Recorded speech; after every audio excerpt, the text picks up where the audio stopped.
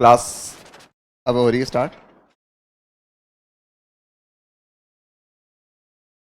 चलिए, क्या है टॉपिक? आर्टिकल्स। सुना है? क्या नाम? एक टॉपिक और आता है डिटर्मिनर्स। सुना है डिटर्मिनर्स? अभी अपनी बात हुई थी, बचपन में भी पढ़े थे, little, a little, the little, few, a few, the few. ये डिटर्मिनर्स जो होते हैं, इंग्लिश में एक टॉपिक आता है एडजेक्टिव, विशेषण होता है। विशेषण का एक पार्ट होता है एडजेक्टिव, विशेषण का एक पार्ट होता है डिटर्मिनर्स, और डिटर्मिनर्स के अंदर ही एक टॉपिक आता है आर्टिकल्स। तो आपके एग्जाम में जो क्वेश्चन आएंगे वो डिटर्मिनर्स और आर्टिकल का मिक्स होके भी आ सकता है, अलग अलग के भी आ सकता है, ये अलग एक ही टॉपिक होता है। तो हम आर्टिकल को थोड़ा अलग से पढ़ना होता है और बहुत ज़्यादा डिफिकल्ट नहीं है। दो चीज़ें आपको ध्यान में रखनी है, एक तो कुछ बेसिक रूल्स बताऊंगा मैं, और कुछ एक्सप्रेशन फिक्स होगी जो मैं बताऊंगा कि इस टर्म के लिए ये आर्टिकल आ सकता है। कोई वर्ड है, उस वर्ड के साथ में आर्टिकल ए आता है, एक वर्ड है उसके साथ आर्टिकल द आता है, ऐसी कुछ चीजें बताऊंगा, तो वो आपको रिवीजन करना है।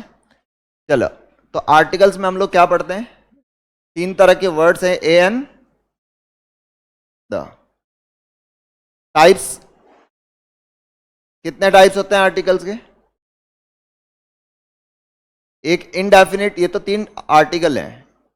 एक टाइप हुआ इनडेफिनिट आर्टिकल, नाम समझना, सारी चीज मैं क्लियर कर दूंगा।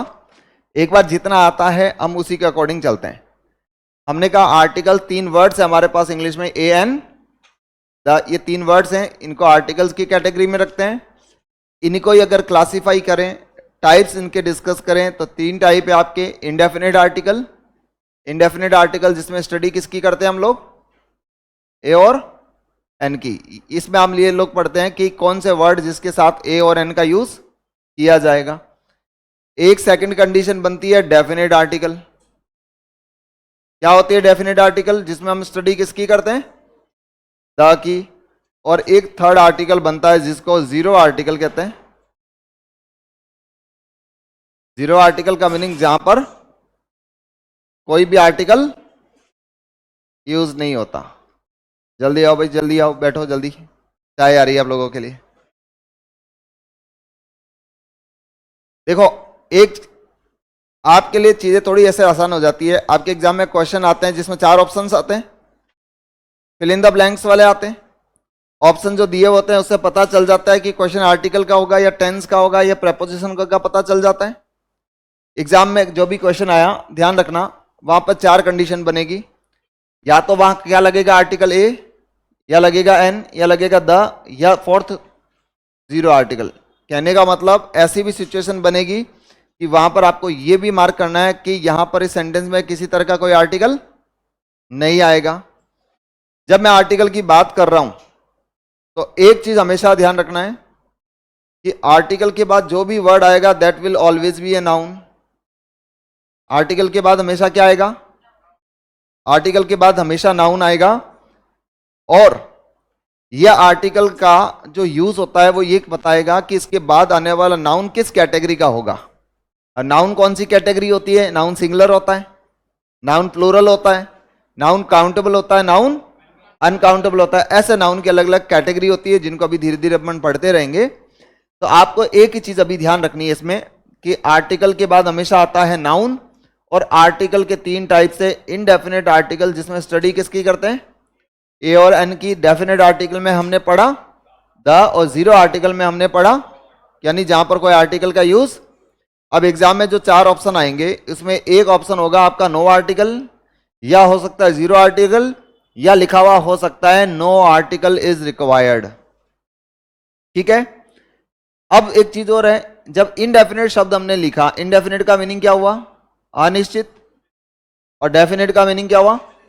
एक चीज ध्यान रखनी है, जहां पर भी नाउन आएगा वहां पर कोई ना कोई आर्टिकल तो होगा ही। या तो नो आर्टिकल होगा, या जीरो आर्टिकल होगा, या ए होगा, या एन होगा, या द होगा। इसके बारे में हम पढ़ लेंगे। ऐसे नाउन जो डेफिनेट है, अब डेफिनेट का मतलब क्या होता है? डेफिनेट का मतलब ये हुआ कि जिसके बारे में बोलने वाला और सुनने वाला दोनों जानते हैं। थोड़ा सा यहां से क्लियर कर लो एक बार।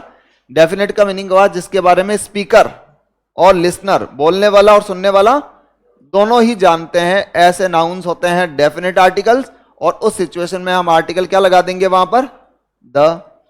ए और एन की सिचुएशन कहां बनेगी, वो नाउन जो है वो इनडेफिनेट होना जरूरी है। अब इनडेफिनेट का मतलब मैं कहूं इस चेयर को, एक चेयर को बाहर निकाल दो, छोटा सा कॉन्सेप्ट है, एक चेयर को बाहर निकाल दो। चेयर मल्टीपल है, एक चेयर मुझे हो सकता है मेरे माइंड में हो कौन सी चेयर, लेकिन आपके माइंड में अभी नहीं है, तो कोई सी भी। तो यहां पर ये सिचुएशन इनडेफिनेट की हुई, लेकिन यहां से बाहर जाने का रास्ता एक ही है ना। मैंने कहा दरवाजा खोल दो या दरवाजा बंद कर दो, यहां पर चीजें डेफिनेट हुई ना। तो जो चीज काउंटेबल है अनकाउंटेबल है, ये देखकर हमें डिसाइड करना है। अगर नाउन डेफिनेट है तो आर्टिकल क्या लग जाएगा, इनडेफिनेट होगा, तब आर्टिकल ए और एन की हम बात करेंगे।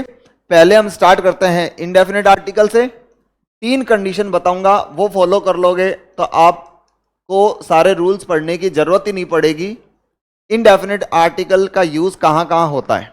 एक सेंटेंस देगा एग्जाम में, उस सेंटेंस में ब्लैंक जो भी आएगा उसमें आर्टिकल यूज करना है। 3 कंडीशंस बता रहा हूं, वो फॉलो कर लोगे, आपको पता चल रहा है तीनों कंडीशंस यहां पर अप्लाई हो रही है, तो इट मींस यहां पर आर्टिकल ए या एन आ सकता है। तो अभी बात हुई थी इनडेफिनेट में कौन से आर्टिकल्स पढ़ते हैं हम लोग, ए और एन। कंडीशन देखो, इस इनडेफिनेट आर्टिकल के बाद जो नाउन आएगा वो नाउन हमेशा काउंटेबल होगा, हमेशा काउंटेबल होगा। देखो मैं तो एक चीज मानता हूं, हर चीज जो होती है उसके 2 मीनिंग होते हैं। मैंने कहा हमेशा नाउन काउंटेबल होगा, तो इट मींस इसके बाद अनकाउंटेबल नाउन नहीं आ सकता।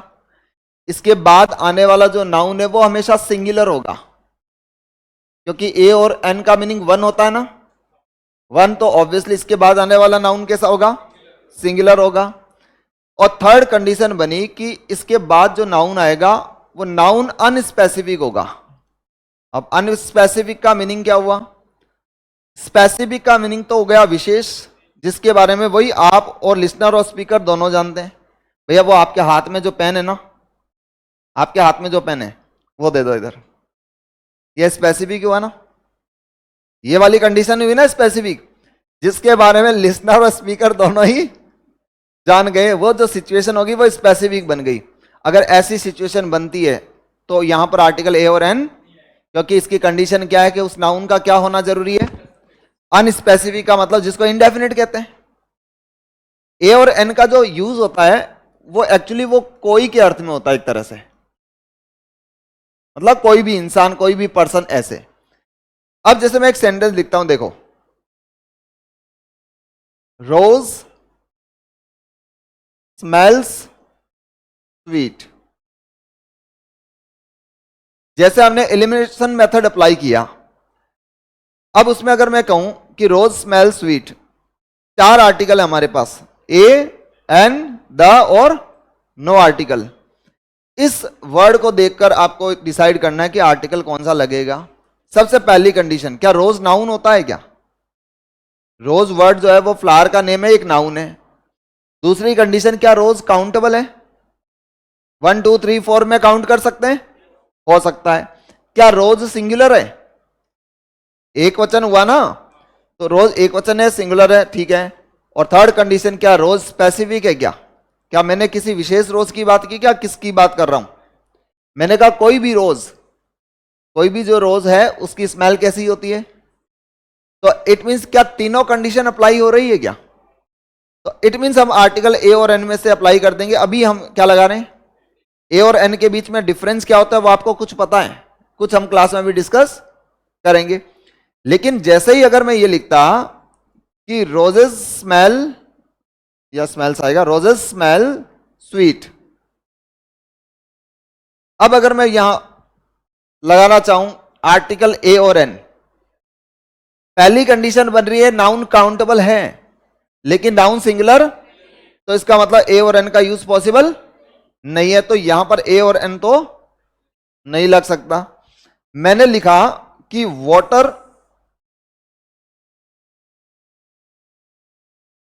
is essential for life,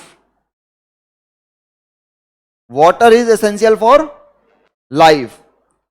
इस सेंटेंस में वाटर वर्ड लिखा तो देखो पहली कंडीशन आपके माइंड में आनी चाहिए कि इसमें वाटर को चेक करो कि वाटर शब्द नाउन है क्या, नाउन है, पानी की नाउन है।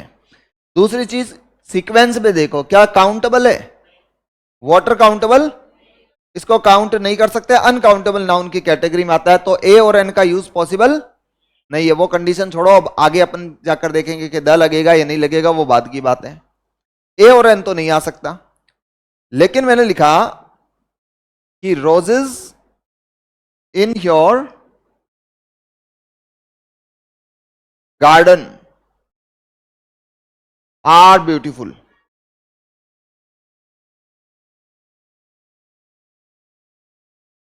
तीनों कंडीशन वापस अप्लाई करो। Roses in your garden countable है क्या, सिंगुलर है क्या, स्पेसिफिक और नॉन स्पेसिफिक में से क्या है ये? अब जैसे ही मैंने रोजेस लिखा तो मैंने बता दिया कौन से रोजेस, जो आपके गार्डन के हैं, यानी इनको हमने विशेष बना दिया, स्पेसिफिक बना दिया। ऐसी सिचुएशन जब बन जाए तो हम वहां पर आर्टिकल क्या लगा देते हैं, द लगा देते हैं। मैंने लिखा एक sentence, dog barks at night. यहां पर आर्टिकल ए और एन यूज करना है, द यूज करना है। डॉग की बात की, डॉग बार्क्स एट नाइट, क्या किसी विशेष डॉग की बात कर रहा हूं मैं? बार्क्स मैंने लिखा है, इससे मतलब ये सिंगुलर है, और दूसरी बात ये उनकी हैबिट को डिनोट कर रहा है। भाई डॉग्स जो होते हैं वो रात को बार्क करते हैं, क्या काउंटेबल है, सिंगुलर है क्या, स्पेसिफिक किसी विशेष डॉग की बात की मैंने, जो हमारी गली में डॉग रहता है वो बार्क करता है, ऐसा नहीं बोला। तो ऐसी सिचुएशन बन गई तो आर्टिकल क्या लगा दिया आपने, ए और एन, तो इसमें क्या लग गया, ए। तो यानी इस तरीके से हम ये पहचान लेंगे कि आर्टिकल ए और एन आना कहां चाहिए। दिक्कत जो आती है इसमें कि ए वर्सेस एन, ए और एन जो है इनका यूज कहां होता है। अब आप लोगों को काफी चीजें पता है, लेकिन उसके अंदर भी कुछ चीजें ऐसी पूछ ली जाती है जहां पर एग्जामिनर को पता है कि ये वर्ड, कई बार ऐसा होता है ना, मैं आपसे एक क्वेश्चन पूछता हूं, मैं बताओ इसकी स्पेलिंग बताओ, और आप में से बहुत सारे लोग गलत होते हैं, क्योंकि एग्जामिनर पेपर बनाने वाले को भी ये पता होता है कि स्टूडेंट कहां पर अटक सकता है, तो वो ऐसे टर्म पूछ लेगा। और वो चीजें जो है हम कलेक्शन क्लास में पढ़ते वक्त या पढ़ाते वक्त वो डिस्कस कर लेते हैं। चलो किस किस को पता है ए और एन में क्या डिफरेंस है। ये सिर्फ साउंड का गेम है। हुआ क्या, इसका मैं रीजन भी बताऊंगा। आज तक आपने ये पढ़ा होगा इस वाउल साउंड के साथ एन और कॉन्सोनेंट के साथ, इसका रीजन क्या है, ऐसा क्यों बना, वो भी मैं बताऊंगा, ये कभी नहीं पढ़ा होगा आपने। ए और एन में डिफरेंस ये हुआ कि ए का यूज, देखो पहली तो हमने कंडीशन देखी, काउंटेबल है, सिंगुलर है और अनस्पेसिफिक है, तो इट मींस वहां पर ए या एन आ सकता है। अब ए और एन में से अगर हमें सेलेक्ट करना है तो हम क्या करेंगे, ऐसे वर्ड्स जिनकी बिगिनिंग वाउल साउंड से हो रही हो, ऐसे वर्ड्स जिनकी बिगिनिंग वाउल साउंड से हो रहे हो, और वाउल साउंड्स क्या कहते हैं, जिनकी ध्वनि स्वर। अब बोला सर वाउल साउंड्स का मीनिंग हुआ ए, ई, आई, ओ और यू। अब अगर आपने ये देखा तो क्वेश्चन 100% गलत होगा, क्योंकि ये सबको पता है, और एग्जामिनर अगर ऐसा देगा तो उसके अंदर लिखा हुआ जरूर ये होगा, लेकिन साउंड वाउल का निकलेगा नहीं। तो आपको करना क्या है, मैं बात लेटर की थोड़ी कर रहा हूं, मैं साउंड की कर रहा हूं। इंग्लिश के अंदर 44 साउंड्स होते हैं, लिखते हैं ना हम, जो 26 लेटर्स की हेल्प से लिखते हैं, और जो बोलते हैं हम लोग इंग्लिश, वो 44 साउंड्स की हेल्प से हम लोग इंग्लिश बोलते हैं। उन 44 साउंड्स में 20 वाउल साउंड्स होते हैं। आप तो हिंदी के जो वाउल साउंड्स हैं उनके अकॉर्डिंग आप कंपैरिजन करके आप देख लो, अभी प्रैक्टिस कर लेंगे कि आप लोगों को ध्यान रखना है कि वाउल है या कॉन्सोनेंट है। क्योंकि देखो किसी भी लैंग्वेज के जो साउंड्स होंगे, ऐसा नहीं हो सकता ये इसमें कॉन्सोनेंट है, अंग्रेजी में ये कॉन्सोनेंट है, हिंदी में इसको वाउल साउंड माना जाता है। ऐसा जो वाउल साउंड होगा, या तो वो साउंड उसमें एग्जिस्ट करेंगे या नहीं करेंगे। जिससे वह साउंड होता है, हिंदी में वह एक ही है और इंग्लिश में वह दो है। लेकिन ऐसा नहीं हो सकता कि व को इंग्लिश में कॉन्सोनेंट माना जाता है और हिंदी में वाउल माना जाता है, ऐसा तो पॉसिबल नहीं है। तो आप जो हिंदी वाले वाउल साउंड से उनसे आप मैच कर लेना। तो मैंने बोला वाउल साउंड से स्टार्ट कोई वर्ड हो रहा है तो उनमें से अगर ए और एन में से अगर हमें सेलेक्ट करना पड़े तो हमें क्या लगाना है, और कोई भी वर्ड ऐसा जो कॉन्सोनेंट यानी व्यंजन से स्टार्ट हुआ नहीं, व्यंजन के साउंड से स्टार्ट होता है, तो उस वर्ड के साथ अगर हमें लगाना पड़े ए और एन में से तो क्या लगा देंगे। आप देख लेना टॉपिक होने के बाद कुछ लोग क्वेश्चन ये भी पूछेंगे, सर आपने तो कहा था ना कि इसमें वाउल साउंड अगर आता है तो एन लगेगा, क्या वाउल साउंड वाले वर्ड के साथ द भी लग सकता है? द भी लग सकता है। मैं बात ये कह रहा हूं, दोबारा सुन लेना, बाद में मुझसे बात पूछना। मैं ये कह रहा हूं कि जब हमने 3 कंडीशन अप्लाई की कि नाउन काउंटेबल है, नाउन सिंगुलर है, नाउन नॉन स्पेसिफिक है, ऐसी कंडीशन में आर्टिकल ए या एन आएगा। अब हमें अगर ए और एन में से सेलेक्ट करना है तब हम देखेंगे उस वर्ड का साउंड कि वाउल साउंड है तो एन और कॉन्सोनेंट साउंड हुआ तो ए हुआ। तो अभी कुछ वर्ड की प्रैक्टिस हम लोग करेंगे। होगा क्या, एग्जाम में ऐसे कुछ वर्ड आएंगे जो दिखने में कॉन्सोनेंट से स्टार्ट हो रहे हैं लेकिन उनका उच्चारण काहे का होगा, वाउल का। कुछ वर्ड वाउल से स्टार्ट होंगे लेकिन उनका उच्चारण क्या होगा, कॉन्सोनेंट का। ऐसे ही वर्ड में कंफ्यूजन होती है, इसमें भी घबराने की जरूरत नहीं है। जो जो एग्जाम में पूछे गए हैं और जो पूछे जा सकते हैं उनका डिस्कशन अभी हम प्रैक्टिस के अंदर इसके अंदर कर लेंगे। सर कोई नया शब्द आता है तो हम कैसे करेंगे, वो तो आप नहीं, जिसने नहीं पढ़ा वो ऑब्वियसली कोई नहीं कर पाएगा। लेकिन अगर जो हमने पढ़ा है उनमें से अगर आप गलत करते हो, अगर आता है एग्जाम में गलत करते हो तो फिर गलती अपनी रहेगी। मैंने एक वर्ड लिखा बहुत ही कॉमन सा, चेयर, और एक वर्ड मैंने लिखा बुक, और एक वर्ड मैंने लिखा अनियन। अब मान लो हमने एक सेंटेंस देखा, उस सेंटेंस में चेयर, अनियन, बुक ही आया हुआ है। अब इनमें से हमें अगर ए और एन सेलेक्ट करना हुआ तो क्या कोई इंसान ऐसा है जो सी देखेगा? नहीं। इस वर्ड को बोलकर देखो, चेयर में इनिशियल साउंड क्या बना, इनिशियल साउंड क्या आ रहा है, च कॉन्सोनेंट होता है या स्वर होता है? तो जो च है वो कॉन्सोनेंट साउंड है, तो अब ए और एन में से सेलेक्ट किया तो क्या लगाया।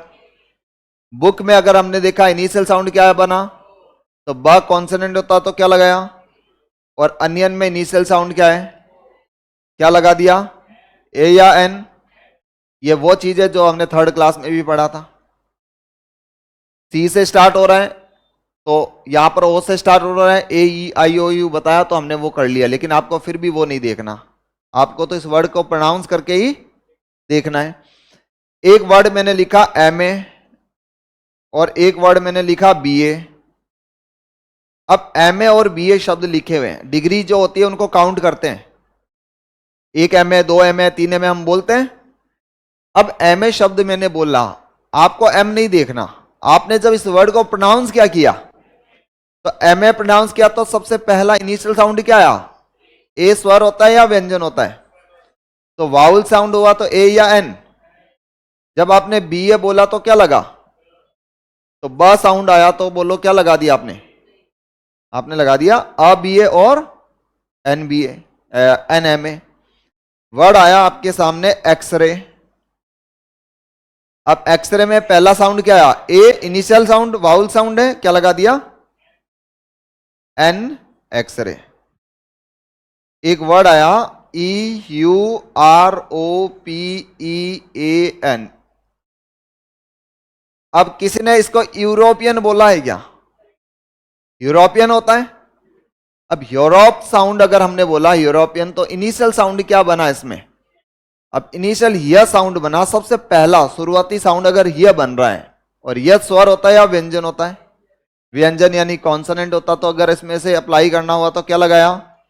अब हमने इसमें देखा कि ई से स्टार्ट हो रहा है, लेकिन इस वर्ड का प्रोनाउंसिएशन ई से यानी वाउल से नहीं हो रहा, कॉन्सोनेंट से हो रहा है। आपको हर वर्ड को बोलकर ही देखना पड़ेगा, उसका साउंड ही आपको देखना है, इसलिए हमने साउंड लिखा है, कॉन्सोनेंट और वाउल नहीं लिखा।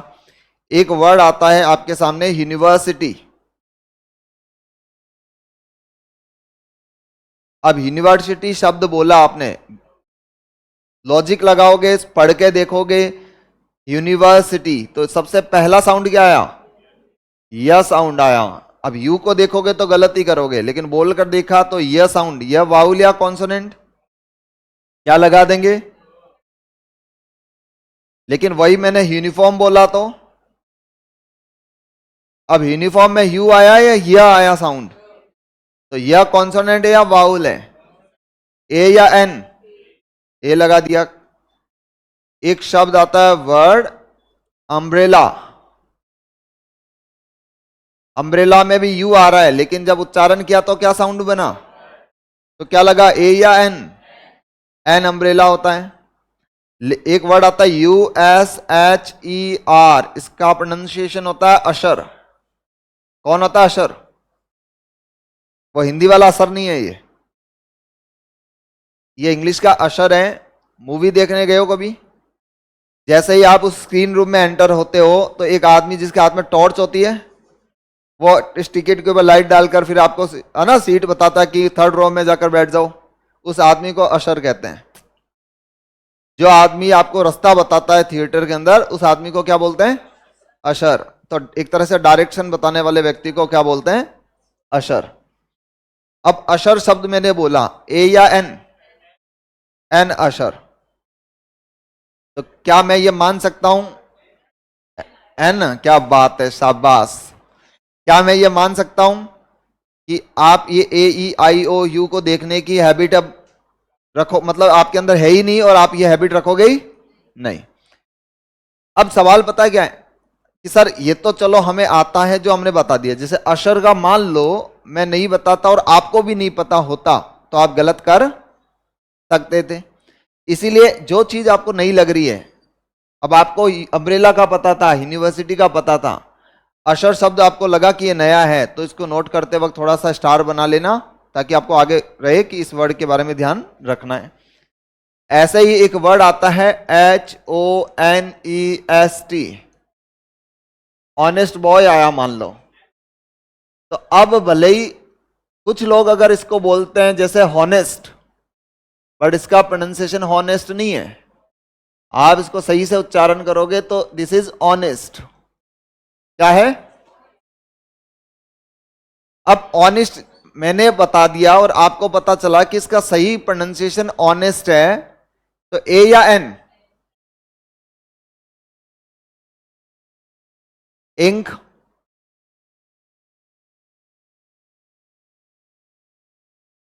ए या एन? पक्का? इंक के साथ तो ए और एन आ ही नहीं सकता, इंक तो अनकाउंटेबल है, तुक्के लगाने की है। तो आप ऐसे तो साउंड से थोड़ी काम चलेगा, देखो तो सही। हाँ, अगर मान लो इंक पॉट होता अब आ सकता है, तो ई साउंड आया तो क्या बना? एन इंक पॉट, बिल्कुल करेक्ट है। वर्ड आया आपके सामने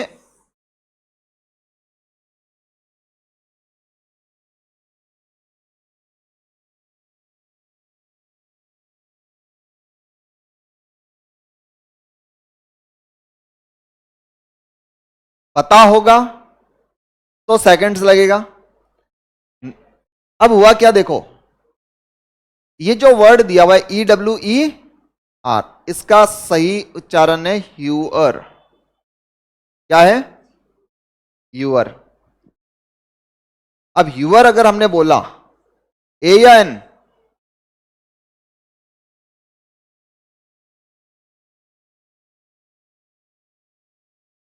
यूअर। क्या होता है यूअर? पानी के जग को बोलते हैं। पानी का जो जग होता है उसके लिए एक शब्द आता है यूअर। एक एग्जाम में पूछा जाता है HAIR, क्या लिखा हुआ है? सबको पता है, ये लिखा हुआ है हेयर। अगर मुझे इसके साथ लगाना पड़ा ए और एन तो क्या लगा दिया? अ हेयर, सही है। लेकिन एक वर्ड आता है HEIR, एग्जाम में यह पूछा जाता है, 2-3 बार एग्जाम में सेंटेंस बने हुए इसके। अब ये शब्द है, इसका करेक्ट प्रोनाउंसिएशन है एयर, एच साइलेंट है इसमें। क्या लिखा हुआ है? इसका मीनिंग होता है उत्तराधिकारी। जो राजा का उत्तराधिकारी होता है, सक्सेसर, उसी को क्या बोलते हैं? एयर बोलते हैं। एग्जाम में टर्म जो आया है एयर शब्द आया हुआ है। एग्जाम में जब भी क्वेश्चन पूछा हुआ है एयरस, तो जो मेल है वो एयर और फीमेल है उसको एयरस। अब जब आपको पता चला कि इसका उच्चारण एयर है, क्या लगा दिया इसमें? एयरस में भी क्या लगा? अब नहीं पता है तो अब पता चल गया ना। हम नहीं कर सकते वो अलग बात है। प्रोनाउंसिएशन का ऐसा नियम है, मैं फिर कह रहा हूं, ध्यान से सुन लेना। उच्चारण प्रोनाउंसिएशन का ऐसा नियम है, कोई भी वर्ड है जिसका मीनिंग याद करने या मीनिंग पता लगाने का कोई फॉर्मूला होता है क्या? चेयर का मीनिंग कुर्सी होता है, इसके लिए कोई रूल है, फॉर्मूला है क्या? आपको उसका मीनिंग जानना पड़ता है ना। वैसे ही किसी भी वर्ड का उच्चारण, सही उच्चारण क्या है वो हमें उसको पढ़ना ही पड़ता है, उसका कोई रूल लॉजिक नहीं होता। अब जैसे मैंने पढ़ा कहीं, क्या हुआ? जहां पर मैंने पढ़ा कि HEIR, इसका प्रोनाउंसिएशन होता है एयर, एच इसमें होता है साइलेंट। तो जैसे मैंने पढ़ा आपको पढ़ा दिया गया, तो आपको भी अब याद रखना है और एग्जाम में आता है ये चीज याद रखोगे। YEAR, अब होता क्या है कि हम लोग इसको बोलते हैं ईयर, हम लोग बोलते हैं, जबकि इसको प्रोनाउंस करते वक्त इनिशियल साउंड ईयर आता है, ईयर। ई नहीं होता, ई नहीं, ईयर नहीं होता, ईयर होता है, ईयर। अब हुआ क्या, जैसे ये वर्ड हमने, क्या एग्जामिनर को भी ये चीज पता होगी कि ज्यादातर लोग इसको क्या बोलते हैं, तो वो अगर रूल के हिसाब से लगाएंगे तो क्या करेंगे? तो आपको ध्यान रखना है कि इसका उच्चारण य से होता है, तो आप इसके साथ क्या लगाओगे? तो अगर एग्जाम के अंदर आपसे ये वर्ड्स, देखो नॉर्मली ये पूछे चेयर, बुक, ये तो आप आराम से कर दोगे, लेकिन ये वाले पूछे जैसे MA वगैरह, ये थोड़ा और लेवल हल्का सा एडवांस हो गया इसकी कंपैरिजन में। और अगर आपको नई चीज पूछे, तो आपसे ये शब्द पूछा जिसने EWER, तो अब आपको, ये मेरा फर्ज था कि इसका प्रोनाउंसिएशन आपको बताना, उच्चारण आपको बता देना। अब आपको ध्यान रखना है, इसका उच्चारण ह्यूअर है तो क्या लगाया? HEIR, एयर उत्तराधिकारी हुआ तो क्या लगा? और YEAR का प्रोनाउंसिएशन अब मैंने आपको सही बता दिया, नहीं पता है तो अब क्या हो जाएगा? एक लास्ट वर्ड और जान लो इसमें, EUNUCH, इसका उच्चारण होता है यूनक। यूनक ट्रांसजेंडर्स को कहा जाता है। अब अगर इसका प्रोनाउंसिएशन मैं करूं, भले ही किससे लिखा हुआ है, ई से स्टार्ट हो रहा है, लेकिन इसका प्रोनाउंसिएशन देखा तो फर्स्ट साउंड, इनिशियल साउंड क्या आया? या ए या एन? एग्जाम में मान लो ये आया 1 रुपी नोट या 1 आइड मैन। अब अगर किसी ने ओ देखकर लगाया तो एन लगा सकता है, लेकिन इसको आपने प्रोनाउंस किया तो क्या आया? तो वह साउंड अगर आया तो ए या एन? क्या किसी को कोई आपत्ति? एक वर्ड मैंने लिखा LDC,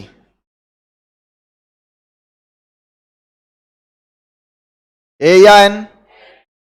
LDC बोला, ए आया तो क्या लगा दिया? मुझे आज भी याद है, जब मैं किसी क्लास में टॉपिक पढ़ा रहा था LDC का, ये वाला आर्टिकल, एक लड़का आकर मेरे पास, सर LDC से पहले आर्टिकल क्या लगेगा?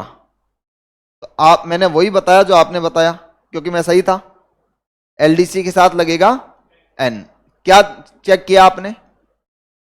उसका उच्चारण मुझे बोलता है कि नहीं सर आप गलत हो।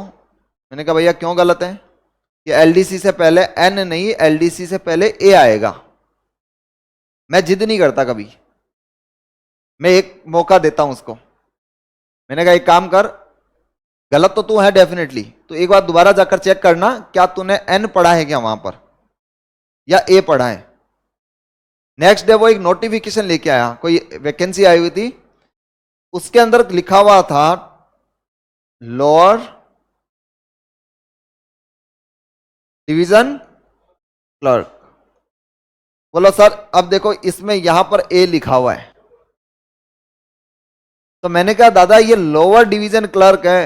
बोला सर बात तो एक ही है ना। बात एक करने से थोड़ी हो गया, बात उच्चारण की हो रही है कि सर ऐसा कैसे है। अरे मैं कहा ऐसा ही होता है, उच्चारण की बात हो रही है, मीनिंग की तो बात ही नहीं हो रही यहां पर।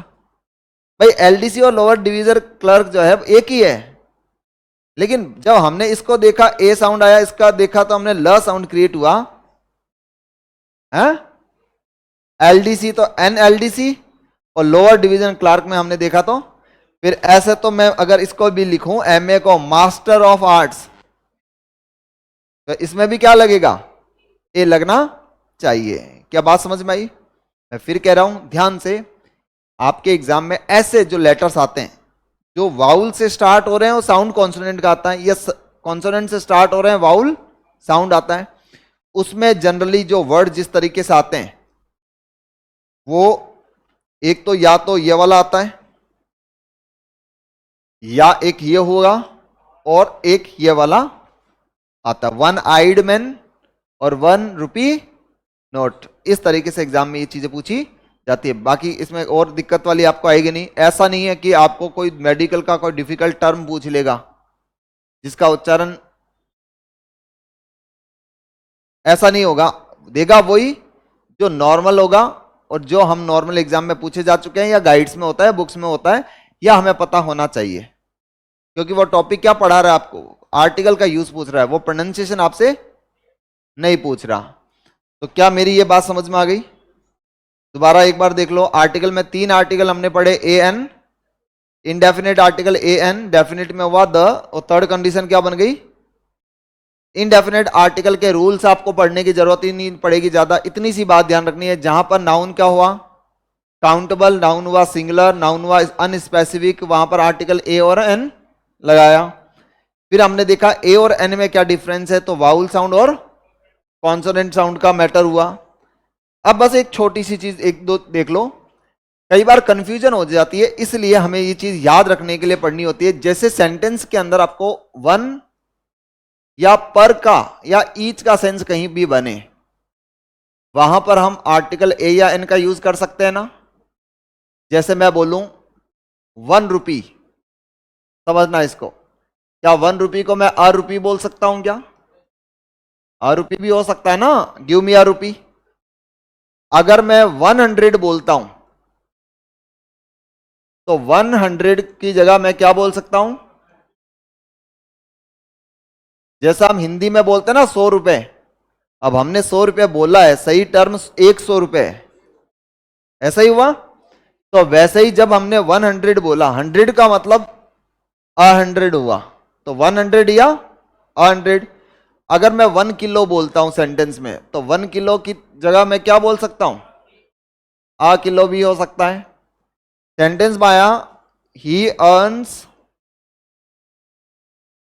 Rupees 1 lakh month. अब मान लो इस सेंटेंस को अगर आप कंप्लीट करते बिना ऑप्शन के, तो क्या आप पर मंथ लगाते, ही अर्न्स रुपीज 1 लाख पर। अब आपको ऑप्शन में यही दे दिया ए एन और द, और फोर्थ दे दिया जीरो आर्टिकल या नो आर्टिकल। अब आपने क्या देखा यहां पर, कंडीशन तो वो अप्लाई करनी पड़ेगी आपको तीनों। क्या मंथ काउंटेबल है, 1 मंथ 2 मंथ कह सकते हैं। क्या मंथ सिंगुलर भी है, ठीक है। थर्ड कंडीशन बन रही है, क्या क्या किसी विशेष मंथ की बात हुई क्या, नहीं। तो तीनों कंडीशन बन रही है, तो ए और एन आ सकता है, और म से स्टार्ट हुआ तो हमने क्या लगा दिया, ए मंथ कर दिया। और दूसरी हमने ये भी चीज देख ली कि पर मंथ का भी यहां पर सेंस बन सकता है, आपको ये भी ध्यान रखना है। दूसरी चीज, कई बार बच्चे ऐसे कंफ्यूज हो जाते हैं, नया कुछ नहीं है, जो पढ़ा है 3 कंडीशन वही है। जो डिग्रीज जो होती हैं, इन डिग्रीज के साथ भी आर्टिकल द लग सकता है, सॉरी आर्टिकल ए और एन लग सकता है। डिग्री कौन सी, जैसे अभी एमए और बीए की है, ये क्या होती है, डिग्री तो होती है आपकी, या टाइटल्स। अगर मैं बोलूं कि I am a PhD, she has done an MBA। जब ऐसे सेंटेंस कई बार क्वेश्चन आते हैं, सर NMA होगा क्या? बिल्कुल होगा। I am a PhD। अब जैसे ही मैंने बोला कि आई एम, हम दो सेंटेंस बोल सकते हैं, आई हैव डन NMA या आई एम एन MA। मैं MA हूं, मतलब मैं मास्टर कर रखी मास्टर्स, और एक मास्टर इन आर्ट्स हूं मैं। तो सेंटेंस ये भी हो सकता है, आई एम अ PhD या I have done a PhD, दोनों ही सही है। लेकिन आप बताओ कि जब मैंने ये सेंटेंस लिखा आई एम अ PhD, क्या ये टाइटल है क्या? व्यक्ति का टाइटल ही तो हुआ ना। PhD की फुल फॉर्म क्या होती है? Doctor of philosophy. तो उसको हमने फिलॉसफी का डॉक्टर दे दिया, टाइटल दे दिया। तो आपको बस इतनी सी बात भी ध्यान रखनी है कि टाइटल से डिग्री जो होती है ना, ये MA BA BCom BSc B.Ed हो गई, इन डिग्री के साथ भी आर्टिकल A और N आ सकता है। यहां पर हमने देखा कि ये हो गया आपकी डिग्री, और डिग्री के साथ भी आर्टिकल A और N का यूज किया जा सकता है। एक बार एग्जाम में कई बार ऐसे फिक्स एक्सप्रेशन भी दी हुई है, कोई रूल अप्लाई नहीं करना। जैसे मेक अ मिस्टेक होता है, मेक अ मिस्टेक, भाई गलती करने को अंग्रेजी में क्या बोला? Make a mistake. अब इसमें मिस्टेक के साथ में आर्टिकल किस वजह से लगा, ऐसे नहीं। इंग्लिश में कुछ यूसेज होते हैं, गलती करने को क्या बोलते हैं? Make a mistake. एक सेंटेंस दिया आपको, उस सेंटेंस के अंदर अगर मेक अ मिस्टेक का यूज हुआ तो ध्यान रखना है। अगर पढ़ा हुआ है, अब ये तो आपका पढ़ा हुआ है तो आप इजीली आप पहचान पाओगे। ऐसा ही in a nutshell, in a nutshell का मीनिंग होता है कोई भी चीज जिसको संक्षिप्त में लिखते हैं। ऐसे लिखते वक्त लास्ट में लिखते हैं ना संक्षेप में, तो संक्षेप में उसको इंग्लिश में क्या कहा जाता है? अब इन अ नटशेल में आर्टिकल ए जो है वो इस फ्रेज का हिस्सा है। अभी जैसे मेरे भाई ने कहा कि सर मेक अ नॉइस, आवाज करने को क्या बोलते हैं? शोर शराबे को। Students are making a noise, article a और एन का यूज यहां पर अपने आप हुआ है। उसी तरीके से एक रन अ टेम्परेचर होता है, बुखार आने को क्या बोलते हैं? अब किसी व्यक्ति को बुखार आया हुआ है, आप ऐसे भी बोल सकते हो he is running a temperature. Sentence आपको थोड़ा सा गलत लग सकता है, लेकिन गलत नहीं है। He is running a temperature का मतलब उसको फीवर आ रखा है।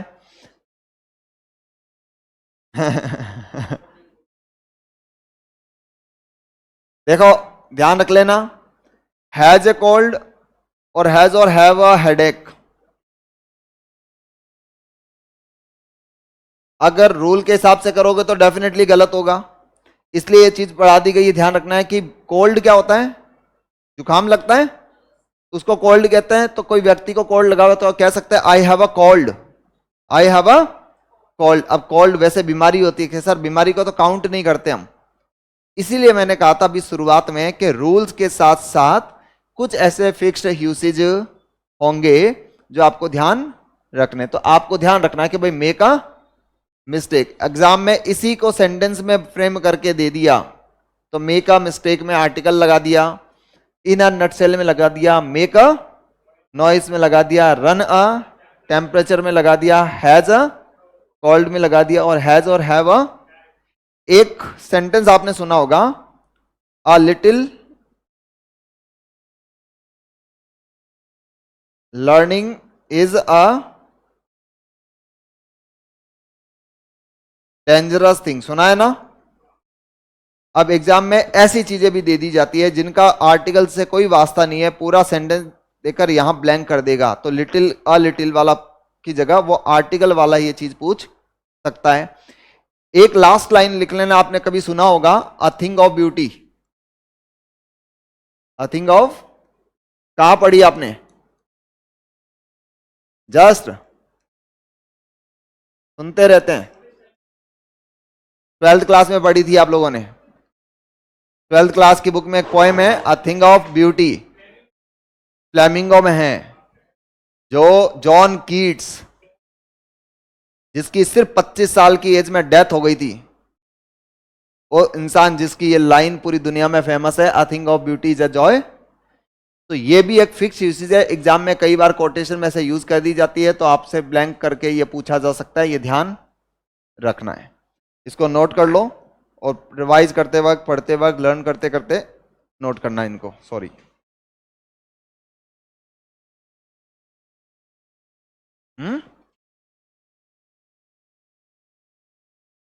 क्या हुआ?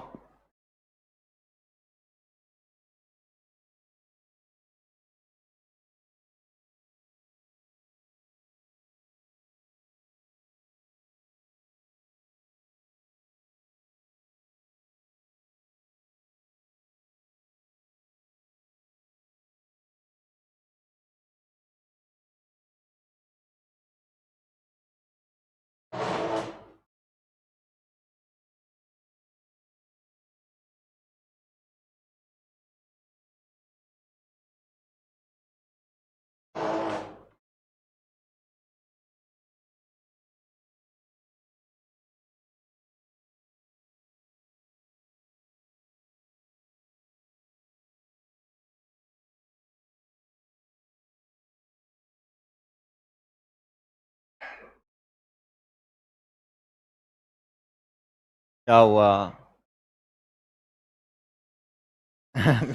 अभी तो सेंटेंस पढ़ा है आपने सिर्फ। कोल्ड के बाद हेडेक भी था?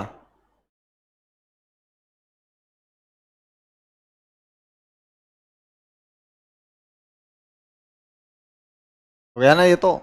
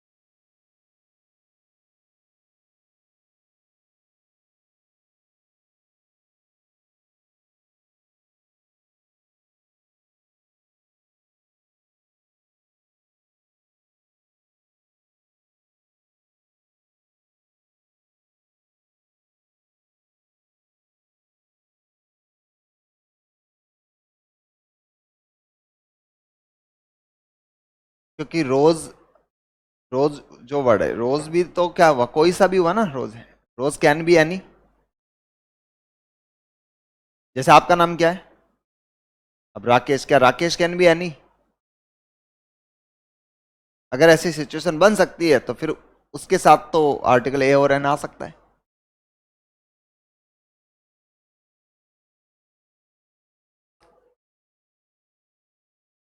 जैसे अब आपने कहा स्पेसिफिक वाली बात है, नहीं लगता है वो गलत लगता है आपको? हाँ, आप तो ये देखो, उसमें आप ये डिफाइन कर पा रहे हो क्या, कौन सा रोज? अगर ऐसा डिफाइन नहीं कर पा रहे ना आप, तो फिर वो डेफिनेट नहीं है।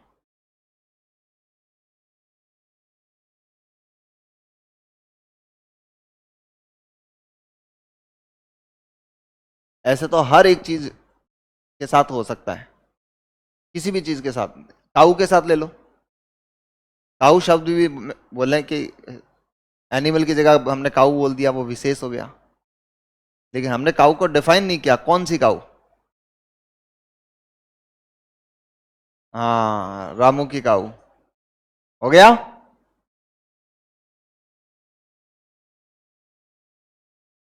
ये वर्ड सारे लिखना, कंजूसी मत करना।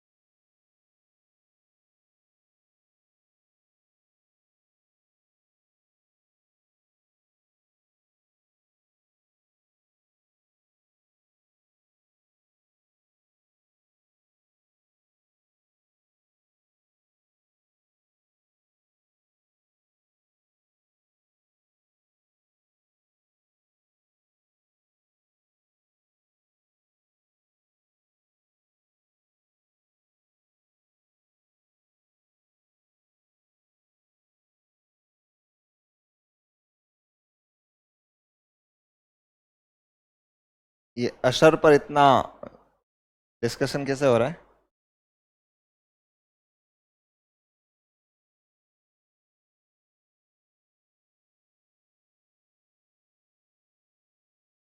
आप वही हो जिनके हिसाब से सोनू निगम और नगर निगम भाई भाई हैं।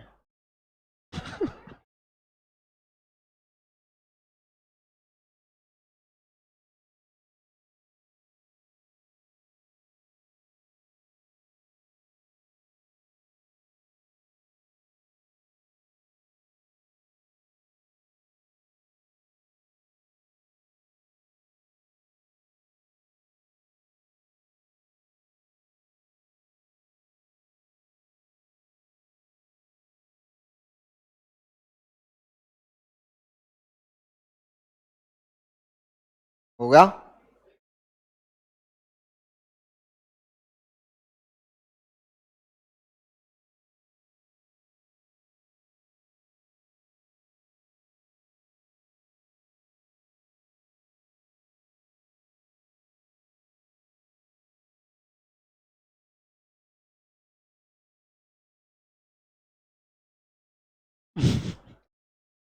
बहुत धीरे लिख रहे हैं, आपसे ये शिकायत तो हमेशा रहेगी। लिखते बहुत धीरे हो।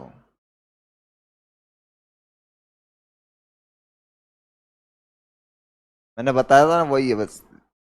वर्ड पढ़ते हो आप यूनिवर्सिटी और फिर लिखते हो यू।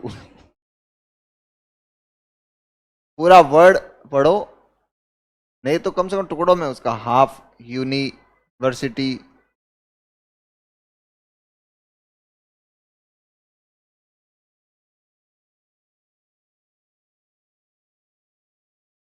नेक्स्ट।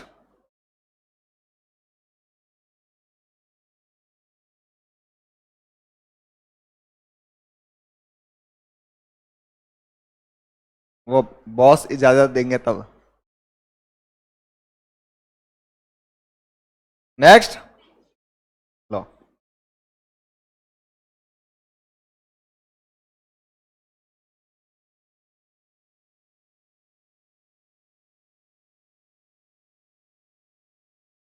रखो देर बारह का। वही वाला बॉस।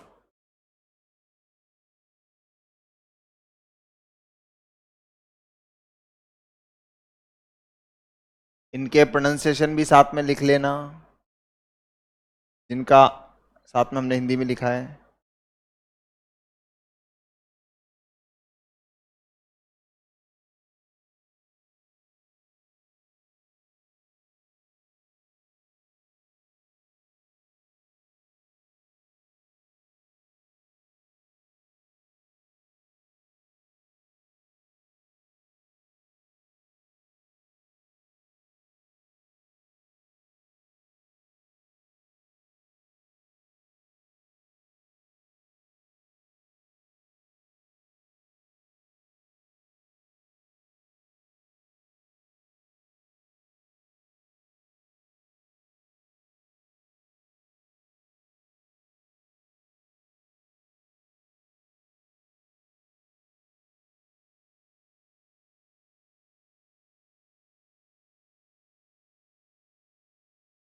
ह्यूअर का मीनिंग होता है EWER, ह्यूअर प्रोनाउंस करते हैं इसको। और एक्चुअली मतलब अप्रोप्रिएटली इसको जग भी मत बोलो, इसको बोलो जो पानी वाली जो सुराही आती थी ना, पहले गर्मियों में रखते थे। मटकी होती थी, ऊपर से एकदम पतला सा मुंह होता था उसका, सुराही बोलते हैं जिसको। मिट्टी की सुराही जो होती है, तो वो एक टाइप का जग ही है, अभी भी आती है लेकिन यूज कम ही करते हैं लोग अब। तो सुराही जो होती है उसको ह्यूअर कहा जाता है, लेकिन हम लोग उसको जग बोल देते हैं। जग भी कॉमन वर्ड है, इसके लिए बोल सकते हैं, कोई इशू नहीं है।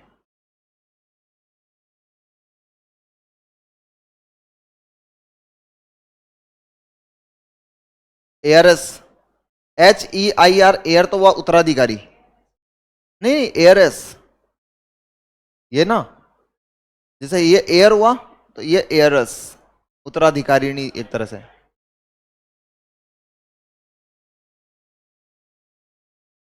हाँ, HAIR हेयर, यार ये तो मैं कल बताऊंगा आपको देखकर क्या होता है हेयर। HAIR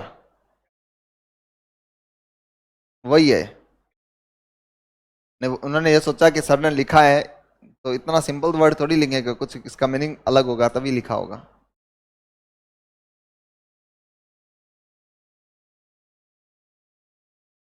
यूनक किन्नर जिसको बोलते हैं।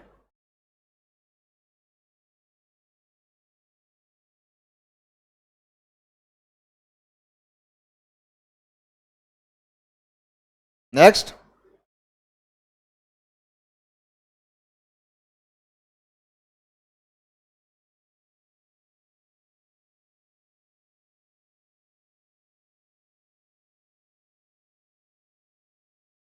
इसका डांस करते हैं here, here, here E A R, here ऐसे।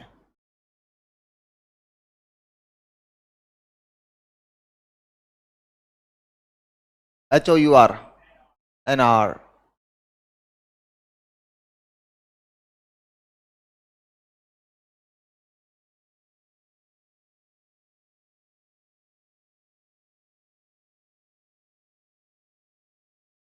नेक्स्ट।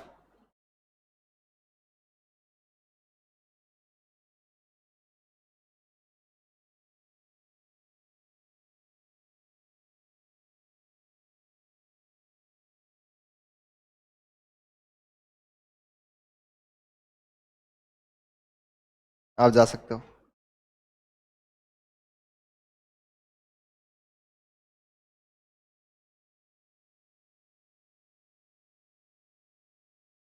नेक्स्ट।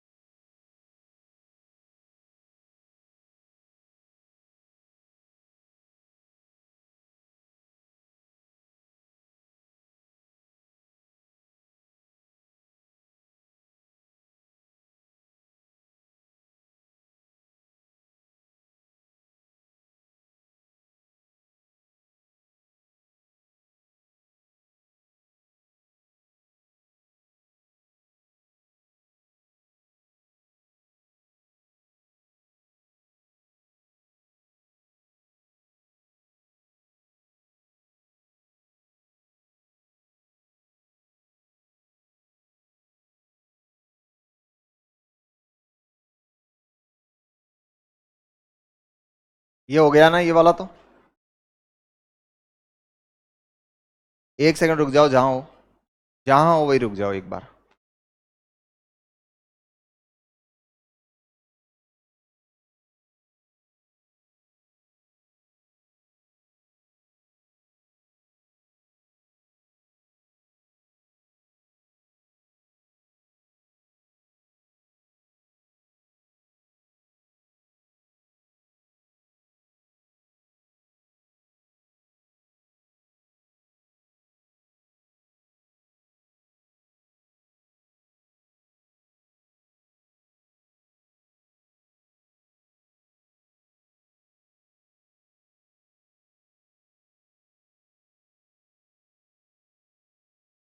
कुछ जगह आपको ध्यान रखना, ओ यू की जगह सिर्फ ओ मिलेगा। अच्छा, एन लगा दिया ये।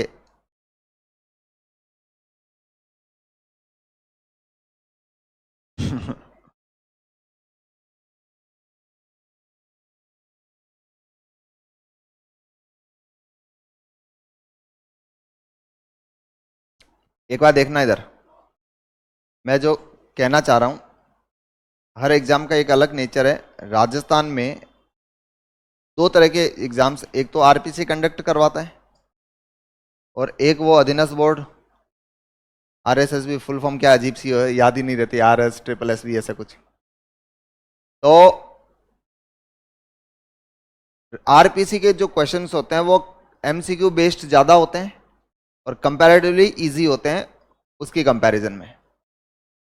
यहां पर जितने भी है, जैसे ये थर्ड सेंटेंस जो मैंने लिखा है, this is dash N H M T watch. अभी हाल ही में राजस्थान में कुछ दिन पहले एक राजस्थान एपीओ का एग्जाम हुआ था, असिस्टेंट प्रोसिक्यूशन ऑफिसर लॉ वालों का एग्जाम होता है, तो उनका प्री हुआ था, उसमें सेम यही सेंटेंस आया हुआ था, this is dash H M T watch. और यही सेम सेंटेंस पहले भी जो स्कूल अपने जो सब्जेक्ट वालों के पेपर होते हैं और भी कई एग्जाम में, एलडीसी और दूसरे एग्जाम में सेम आ रखा है। तो वो क्या कर देगा, आगे भी लैंग्वेज चेंज कर देगा, एचएमटी वर्ड से बनाकर एक सेंटेंस आपको दे देगा, I gifted my father dash HMT watch. तो अब आपने यहां पर देखा कि एचएमटी वॉच है। जैसे मेरा भाई अभी कह रहा था कि सर हमें कंफ्यूजन इसमें हो जाती है कई बार, हमें वो भी स्पेसिफिक सी लगती है। इसके लिए आपको एक चीज समझने की जरूरत है बस, बाकी द जब पढ़ेंगे तो कंपैरिजन हो जाएगा। जब मैंने लिखा शब्द एचएमटी वॉच की, तो बात हम वॉच की कर रहे हैं या एचएमटी की कर रहे हैं? अभी वॉच की कर रहे हैं और वॉच के बारे में बताया एचएमटी वॉच। अब क्या एचएमटी वॉच है वो कई सारी हो सकती है क्या? बिल्कुल हो सकती है।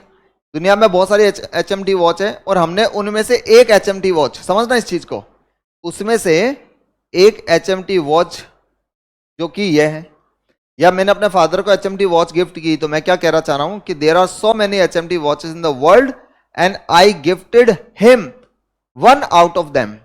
उन वॉच में से मैंने एक वॉच जो है वो उनके फादर को दी। सेंस कुछ किए वाला बन रहा है। स्पेसिफिक कब होता है? पढ़ने का सबसे बेस्ट तरीका है कि उसको कंपेयर कर लो। स्पेसिफिक होता है तब जब मैं आपको यह कहता कि कल मैंने आपको एक एचएमटी वॉच दी थी ना, वो वाली एचएमटी वॉच जो है तुम मेरे घर पर पहुंचा देना। या जब मैंने ये वाली सिचुएशन बनाई तो वो एचएमटी वॉच जो है वो क्या बन गई, अब स्पेसिफिक बन गई।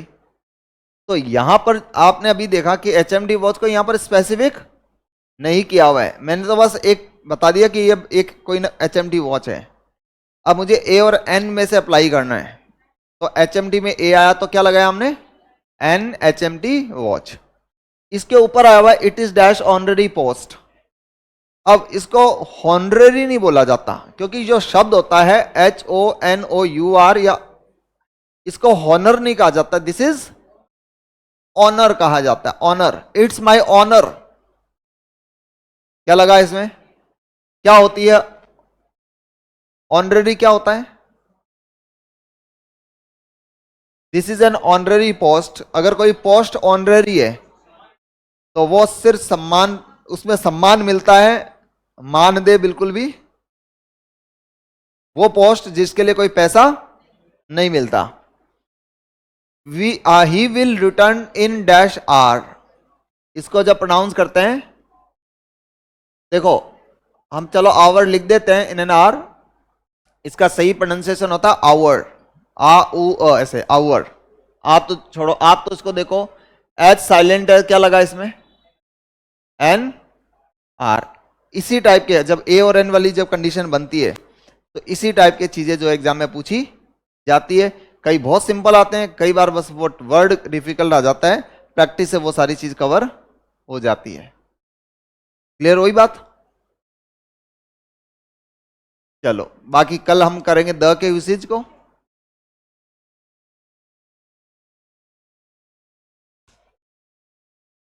इसके बाद a thing of beauty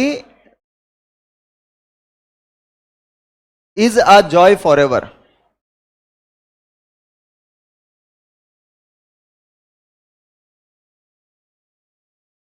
hmm